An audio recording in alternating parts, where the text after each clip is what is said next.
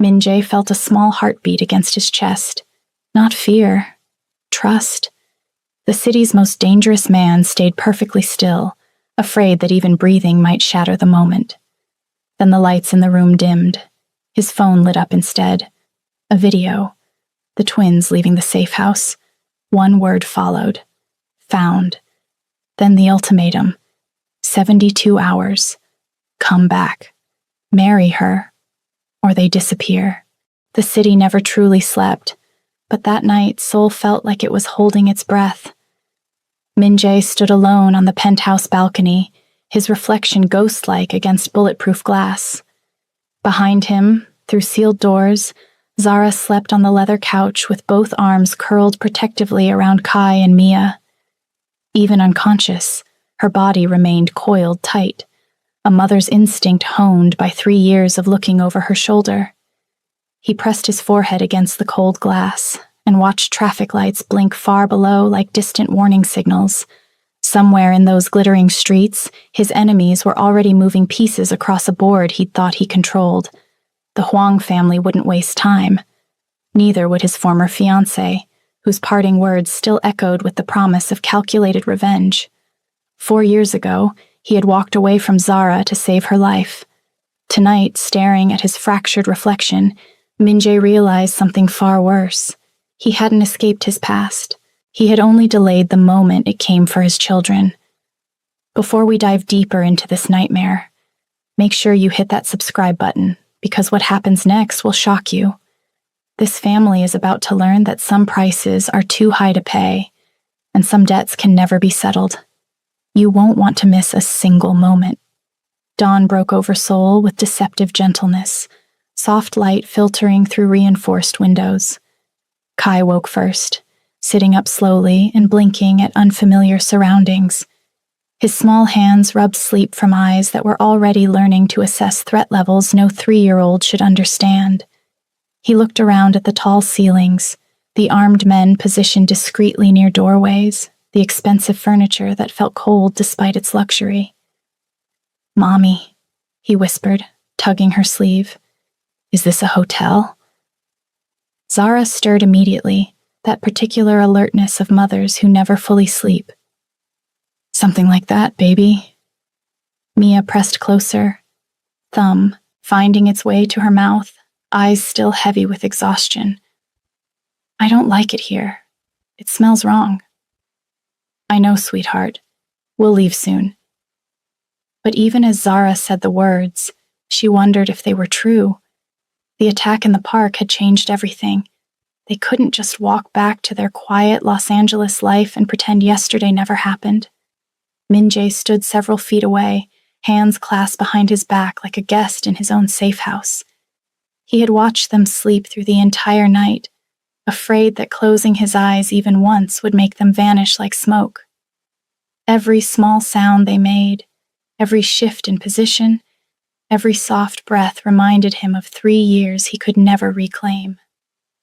"I had breakfast prepared," he said quietly, his voice carefully neutral. "Whatever they like. Pancakes, rice, fruit, or whatever you're comfortable with them eating." Zara studied him with eyes that had learned to read danger in a glance. "You don't get to play. House yet, Min-jae. You don't get to suddenly be super dad after one dramatic rescue." He nodded once, accepting the rebuke without argument. "Fair enough." Kai slid off the couch, his small bare feet padding across cold marble as he approached Min-jae.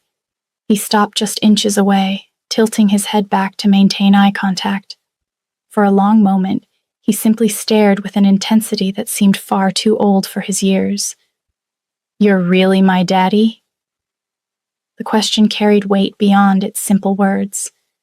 Min-jae crouched slowly, bringing himself to eye level without crowding the boy's space. "Yes, I'm your father."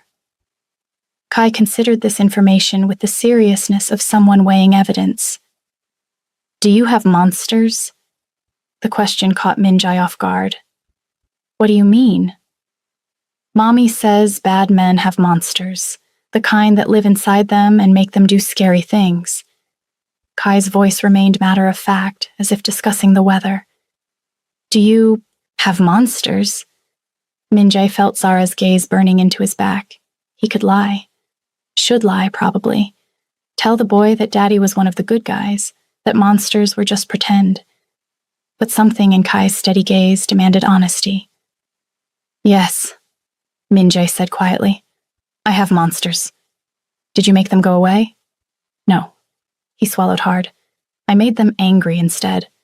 Kai nodded slowly, processing this. Okay, that's honest at least. Zara exhaled sharply. Kai, sweetie, why don't you and Mia go wash up? There's a bathroom through that door with clean towels. But I want to talk to Daddy. Now, Kai. Her voice carried that particular maternal steel that brooked no argument. The boy looked between his parents, then shrugged with the easy acceptance of children who've learned when to pick their battles. He took Mia's hand and led her toward the bathroom, whispering something that made his sister giggle despite her earlier fears. The moment they disappeared, Zara rounded on Minjae. Don't do that. Don't make yourself out to be some tragic anti-hero they need to understand. They're 3 years old. He asked a direct question. I gave a direct answer. He's a baby, Minjae. He doesn't need to know about your monsters or your world or any of this. Her voice cracked. He needs to believe his father is someone safe, someone good. I won't lie to them about what I am. Then what exactly are you? She stepped closer, her voice dropping to a harsh whisper. Because right now, you're the reason we almost died yesterday. You're the reason my children are in a bulletproof cage instead of their own beds. So tell me, Minjae, what should I tell them you are? Before he could answer, the penthouse door opened. Lieutenant Kim entered, his scarred face grave as he carried a tablet. He took one look at the tension crackling between them and hesitated. Boss, we need to talk, now! Zara's entire body went rigid. She recognized him immediately. You, the man with the scar, the one who put me on that plane to Los Angeles. Kim bowed his head slightly. Miss Zara, it's been a long time. Not long enough. Her voice turned to ice. You lied to me, told me Minjae wanted me gone forever, that staying would only get me killed and ruin everything he'd built. I protected you, Kim said simply. You made that choice for me. You took away my right to decide. She turned to Minjae. Did you know? Did you order him to send me away? Minjae's jaw tightened. I asked him to watch over you from a distance, to keep you safe without revealing himself. I never told him to send you to another country. Zara's laugh was bitter. So, this is what your protection looks like. Lies and manipulation and armed guards. Kim cleared his throat. With respect, if you'd stayed in Seoul, you would be dead. The Hwang family had a contract out on you worth 50 million won. Every mercenary and desperate gang member in the city was looking for a young black woman connected to Boss Park. I gave you a new identity and a plane ticket, because it was the only way to guarantee your survival. And my pregnancy? Zara's voice shook. When did you figure that out? Kim met her eyes steadily. The medical bills you were paying appeared in my monitoring reports about 2 months after you left. The amounts matched prenatal care. I confirmed it through hospital records. Minjae stood very still. You knew. All this time, you knew I had children, and you said nothing. I made a tactical decision to preserve operational security and protect high-value assets. They're not assets. Minjae's voice cracked like a whip. They're my children. And if you'd known about them 3 years ago, what would you have done? Kim stepped forward, his scarred face intense. You would have gone after her, brought her back to Seoul, put her in a safe house just like this one, and within 6 months, the Hwang family or the Russians or the Yakuza would have found a way in. They always do. You know this, boss. You've seen it happen to others who tried to protect families in our world. The silence stretched like a blade. Zara sank onto the couch, her hands trembling. So what you're saying is that my children have been targets since before they were born. That no matter what choice I made, they were already marked. Yes, Kim said quietly. The moment Boss Park loved you, you became a weapon his enemies could use against him. The moment you carried his children, they became leverage. This was inevitable. Mia's voice called out from the bathroom. Mommy, Kai won't share the good towel. The domestic complaint cut through the heavy atmosphere like a knife.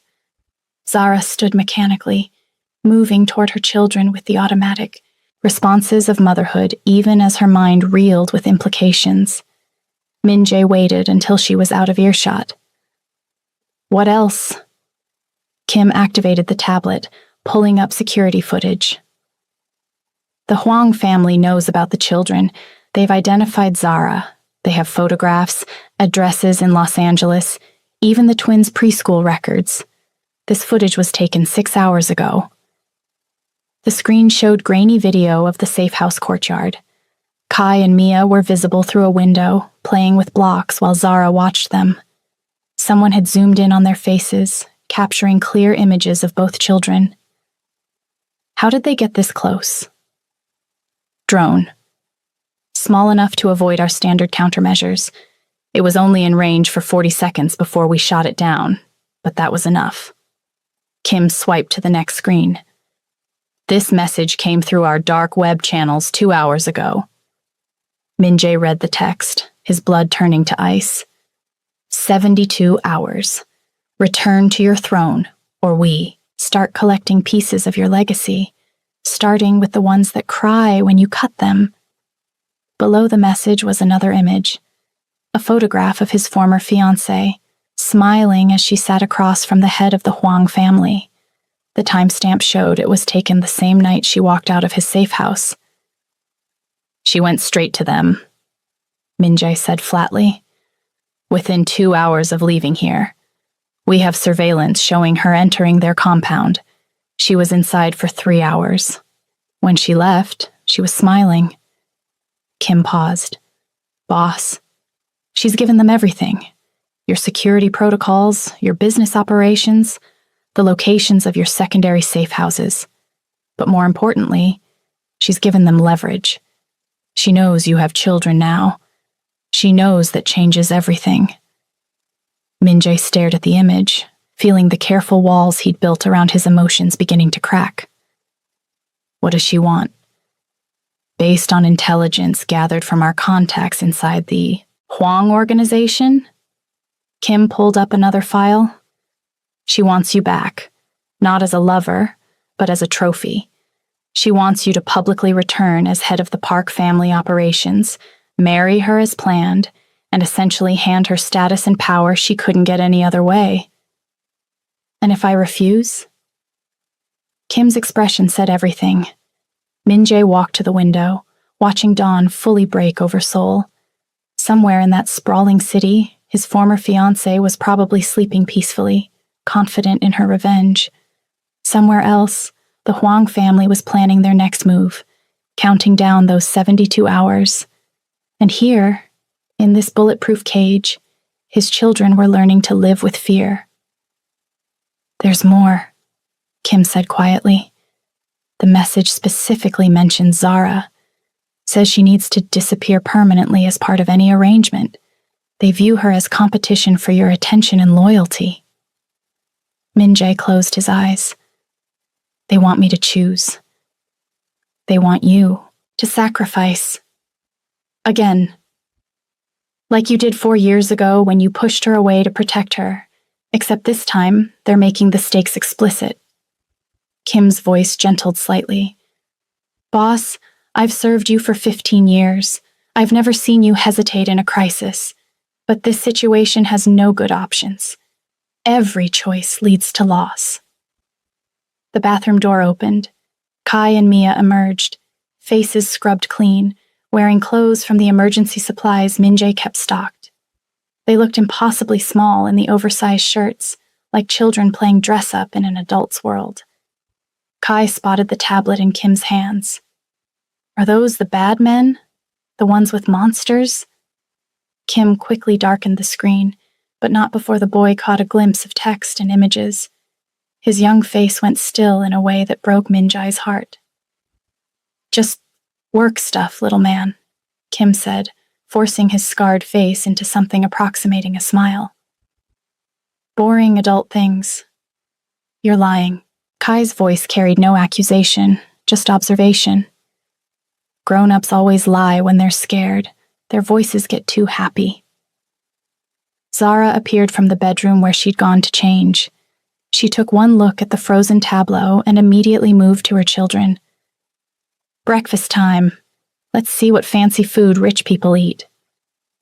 But Kai pulled away from her reaching hand.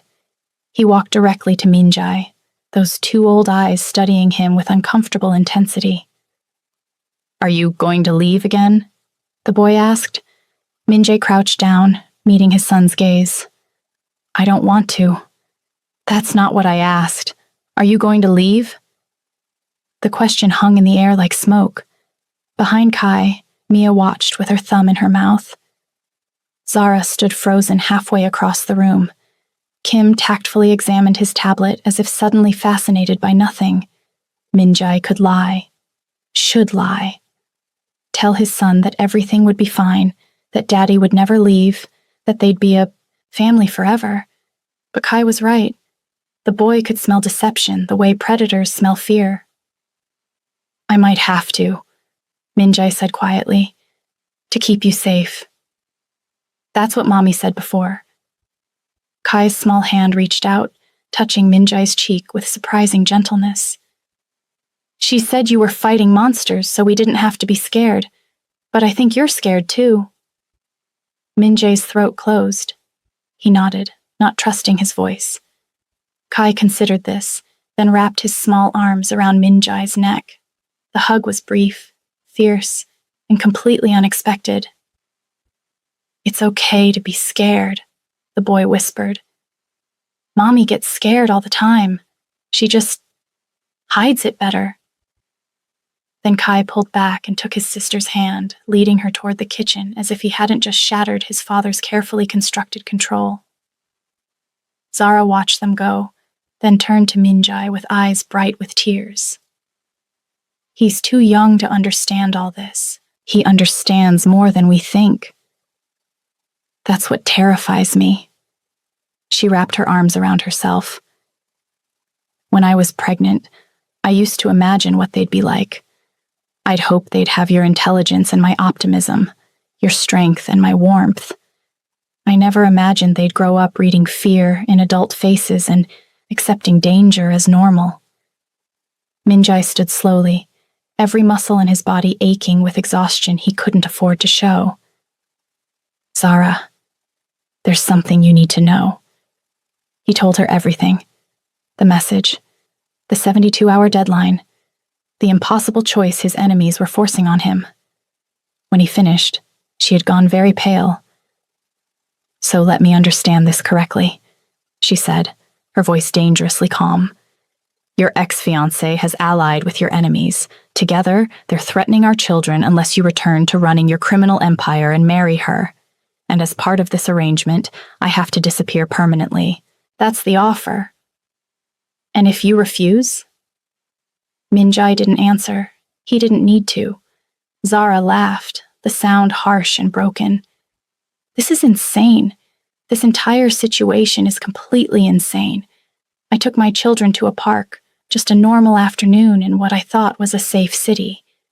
And now we're discussing which of us has to disappear so the others can live. There might be another way. Is there? She stepped closer, her voice rising. Tell me, Minjai, what's your tactical genius solution? Because I've been living in your world for the past 24 hours, and I've learned something important. Your world doesn't negotiate. It doesn't compromise. It only understands power and fear and violence. From the kitchen, Mia's voice called out uncertainly. Mommy? Why are you yelling? Zara immediately modulated her tone. Sorry, baby. Mommy's just having a grown-up conversation. Everything's fine. But everything wasn't fine, and they both knew it. Kim cleared his throat gently. Boss, we have 69 hours remaining on their deadline. I need your decision on how to proceed. Min-jae looked at the man who'd served him longer than anyone. What would you do? I'd kill everyone involved and salt the earth where they stood, Kim said matter-of-factly. But that approach would start a war that would consume half of Seoul's underworld.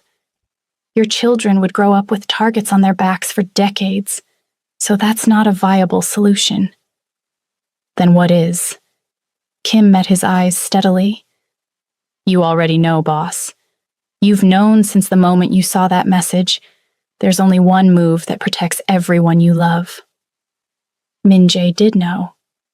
Had known from the instant he read the ultimatum. The realization sat in his chest like lead, heavy and cold and inevitable.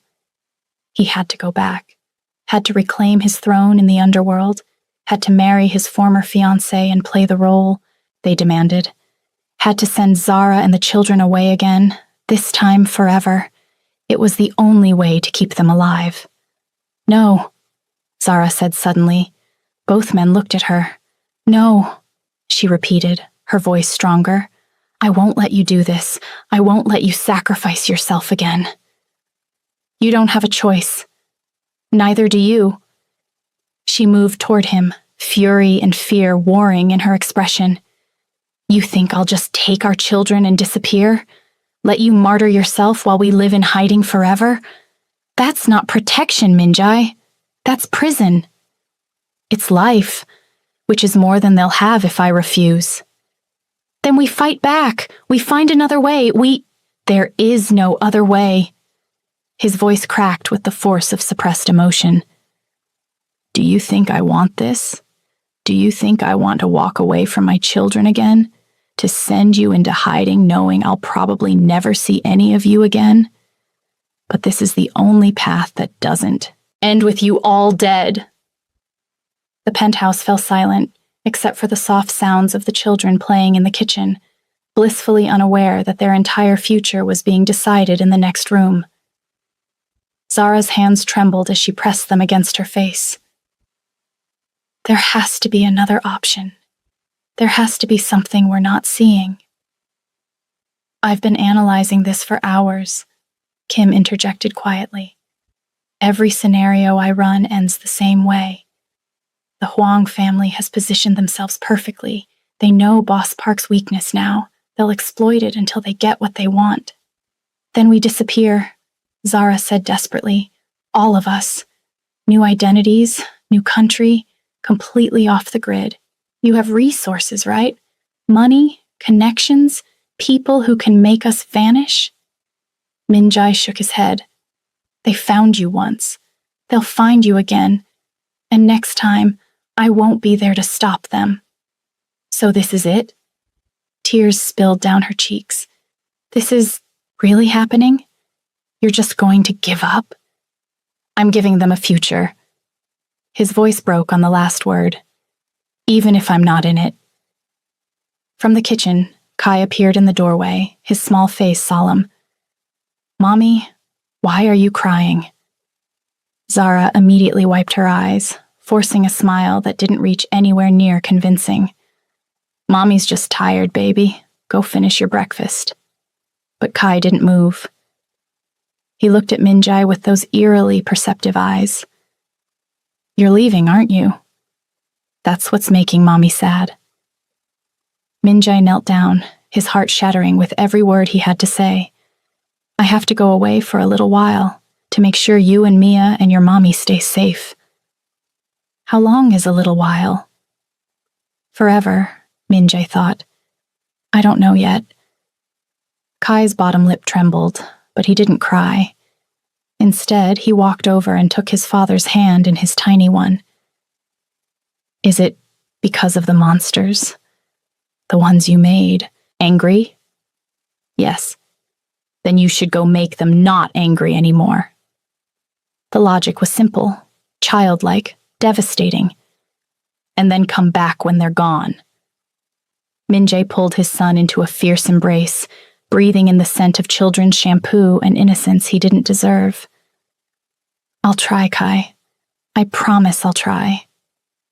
That's what grown-ups say when they mean no, Kai whispered against his shoulder. But it's okay. I'll take care of Mommy and Mia.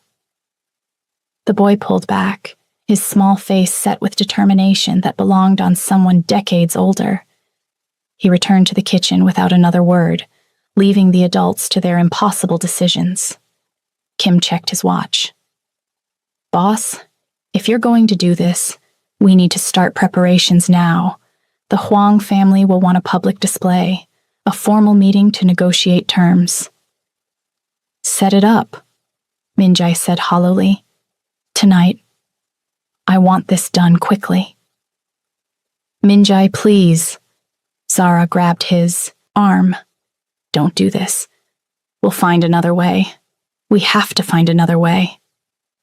He turned to face her fully, taking in every detail of her face like a man memorizing his last meal. 4 years ago, I walked away from you to save your life. It was the hardest thing I'd ever done. I spent every day since then trying to convince myself it was the right choice. And now? Now I know it was the right choice. Because you're alive. Because you brought our children into this world and kept them safe when I couldn't. He touched her face gently. This is me making the right choice again, even if it kills me to do it. It's killing me too, she whispered. I know, but you're stronger than I ever was. You'll survive this. You'll make sure they grow up good and safe and far away from my world. Kim stepped toward the door. I'll make the arrangements. We should plan for the meeting at midnight. Neutral territory, probably the old textile. Warehouse in Yongsan. Both families have used it for negotiations before. After Kim left, Min-jae and Zara stood in heavy silence. From the kitchen came the sounds of the twins arguing over who got the last strawberry, a moment of normalcy in a situation that was anything but. I hate you, Zara said quietly. I know. I hate that you're right. I hate that this is the only way. I hate that I still love you, even though you're about to break my heart again. I hate it too. She pressed her forehead against his chest. When you leave tonight, promise me something. Anything. Promise me you won't forget them, that even when years pass and they grow up without you, you'll remember what Kai's laugh sounds like, what Mia's favorite color is, the way they hold hands when they're scared. Promise me they won't just be an abstract idea of children you once had. I could never forget them, Zara. They're carved into my soul. Good. She pulled back, wiping her eyes. Because I'm going to make sure they remember you too. I won't let them grow up thinking their father abandoned them. I'll tell them every day that you love them enough to walk away. The rest of the day passed in a strange, suspended reality. Min-jae spent every moment he could with Kai and Mia, trying to compress a lifetime of fatherhood into hours. He helped them build block towers and listened to Mia's rambling stories about her imaginary friend. He let Kai show him how to properly arrange toy cars in order of color and size. If you're emotionally invested in this family, hit that subscribe button right now, because what happens next will leave you speechless, and you need to be here for every devastating moment. Normal moments. Precious moments. Moments that would have to sustain him through the years ahead. Zara watched from a distance, her face a mask of controlled grief. She took photographs with her phone, capturing images of father and children together. Evidence that this brief intersection of their lives had been real. As evening approached, Kim returned with a dark suit and grim news. Everything's arranged. Midnight at the warehouse. The Huang family has agreed to terms pending your formal acceptance. What are the terms exactly? Zara asked. Kim glanced at Min-jae, who nodded permission. Boss Park returns as head of operations. He marries Miss Choi within 30 days in a public ceremony. All of his business interests and territories return to full operation under his control, but with the Huang family as primary partners in several key ventures. And Miss Zara and the children receive new identities and relocation to a country of their choosing, with the understanding that any contact with Boss Park results in immediate termination of the agreement. Termination, Zara repeated bitterly. Such a polite word for murder. It's the language they use, Kim said without apology. Min-jae checked the time. 8 hours until midnight. 8 hours until he walked into that warehouse and signed away everything that mattered. I need to speak with my children, he said. Alone. Zara nodded, though her eyes glistened with fresh tears. I'll be in the bedroom. Take all the time you need. Kim excused himself to coordinate security arrangements, leaving Min-jae alone with Kai and Mia. They sat on the floor surrounded by toys, looking up at him with matching expressions of curiosity mixed with wariness. Min-jae settled onto the floor with them, his expensive suit wrinkling against the carpet. For a long moment, he simply watched them exist. The way Mia tucked her hair behind her ear when she concentrated. The way Kai bit his lower lip when arranging toys in precise patterns. I need to tell you both something important, he began. Mia climbed into his lap immediately, settling against his chest like she'd done it 1,000 times before. Kai remained where he was, but his eyes never left his father's face. I have to go away tonight, Min-jae continued, his voice steady despite the storm inside him. And I'm going to be gone for a very long time. How long? Mia asked. I don't know, baby girl. Maybe years, maybe longer. Will you come back? Her small hand clutched his shirt. Min-jae forced himself to be honest. I'm going to try very hard, but I need you both to understand something. I'm leaving because I love you. I know that doesn't make sense right now. You're going to be angry with me. You're going to miss me. You might even hate me sometimes. I won't hate you, Mia said immediately. Me neither, Kai added quietly. Maybe not now, but when you're older, when you don't remember my face clearly anymore, you might wonder why I left.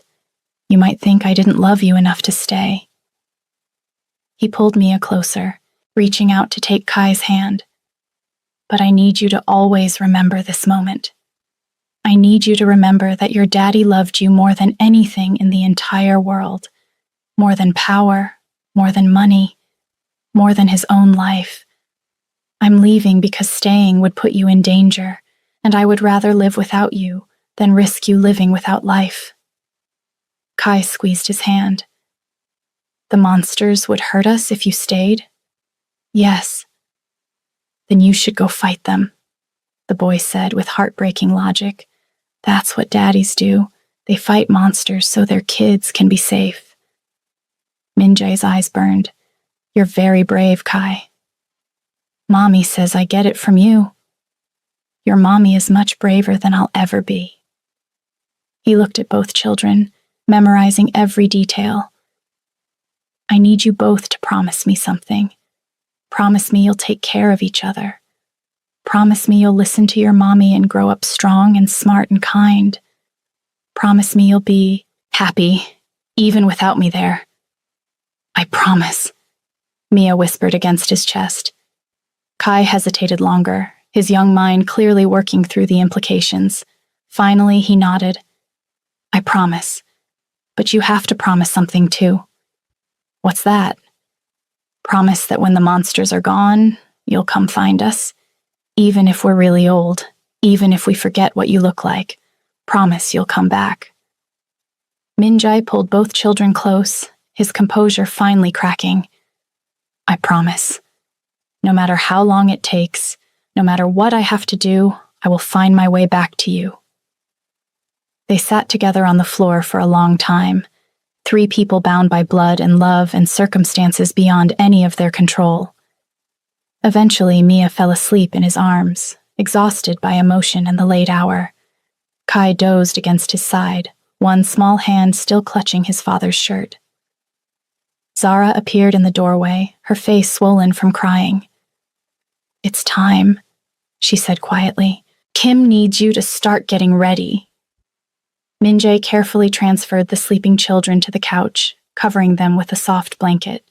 He stood, every movement feeling like he was walking through deep water. This was it. The moment where he stopped being their father and became a ghost they'd hear stories about. In the bedroom, Kim had laid out clothes appropriate for the meeting. Dark suit, no tie, the kind of outfit that signaled power without ostentation. Min-jae changed mechanically, his mind already shifting into the cold, calculated mode he'd need to survive what came next. Zara watched from the doorway. "I never thought I'd see you put that armor back on. It's the only way I know how to protect them." "I know." She stepped closer, her voice dropping to barely above a whisper.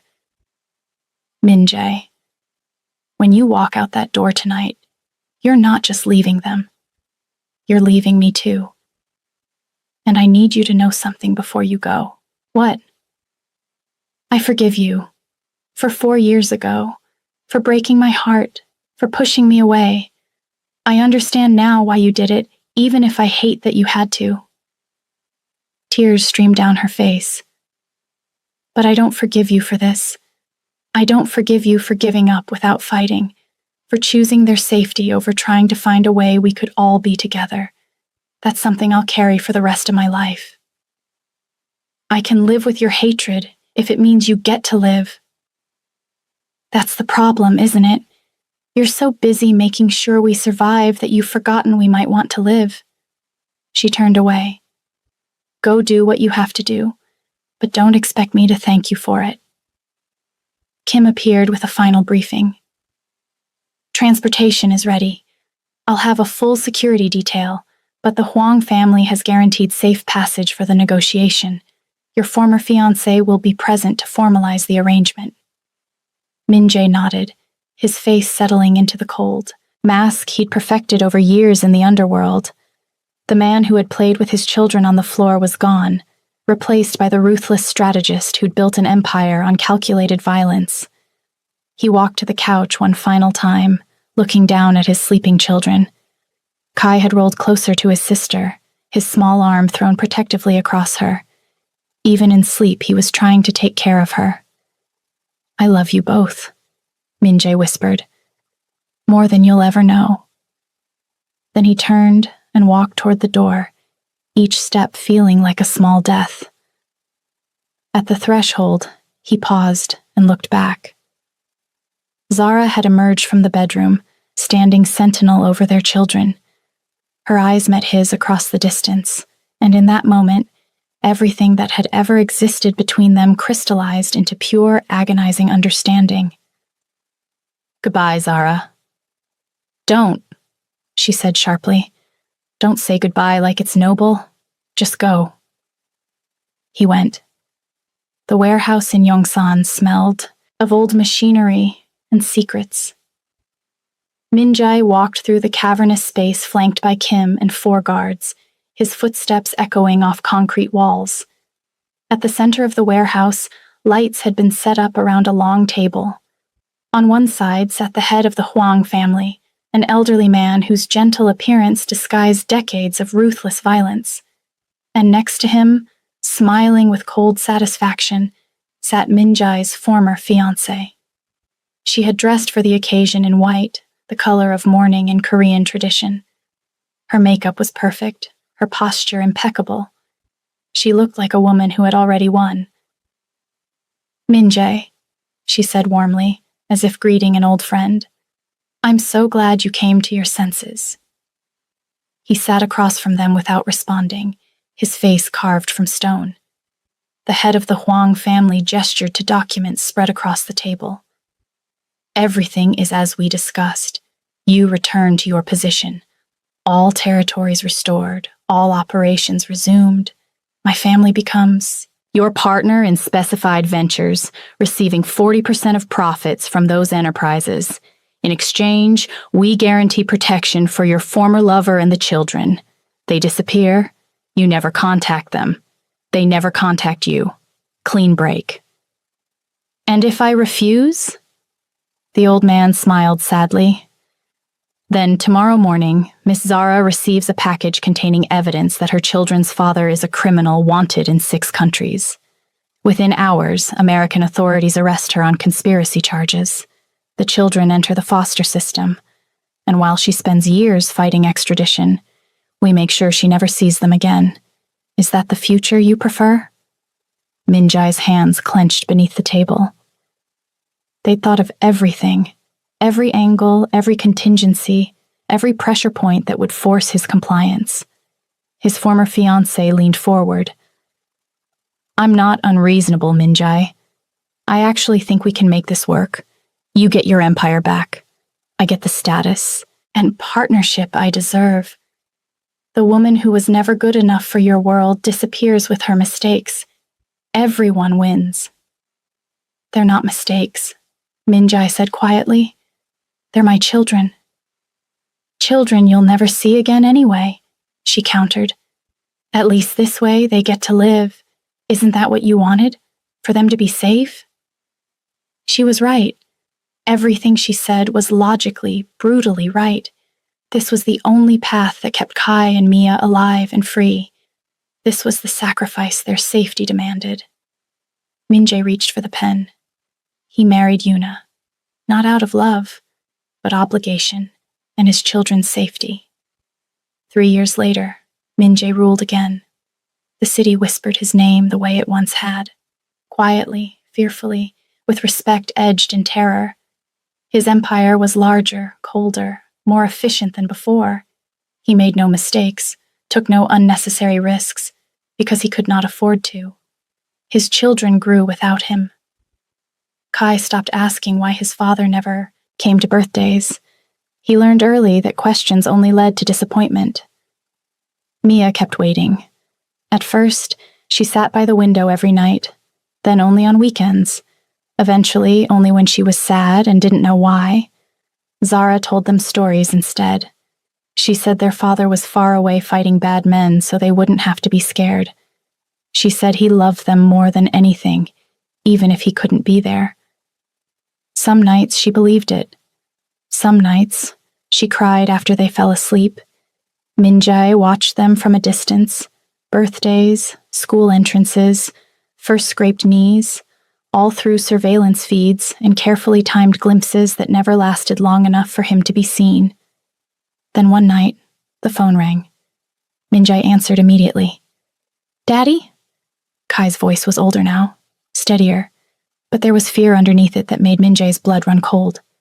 Kai, what happened? They took Mommy. The world narrowed. And Mia? She ran. She told me to hide. I don't know where she is. Minjai closed his eyes. Listen to me, he said, voice deadly calm. Where are you? A place with fish. It smells bad. There are men with tattoos. The Serpent Clan. Minjai stood slowly. Stay hidden. Don't make a sound. I'm coming. He ended the call. The monster his children had grown up hearing about finally returned. And this time, he was coming home with blood on his hands. Minjai loaded his weapon. 10 men waited behind him. He spoke one sentence. They touched my family. The engines roared. The war was coming. But this time, Minjai wasn't fighting alone. This time, he had something his enemies could never understand. He had love worth killing for. And that made him the most dangerous man in Seoul. Don't miss part 3, where everything explodes. Like, comment, and subscribe, because the war for this family's soul is just beginning, and nobody is walking away clean.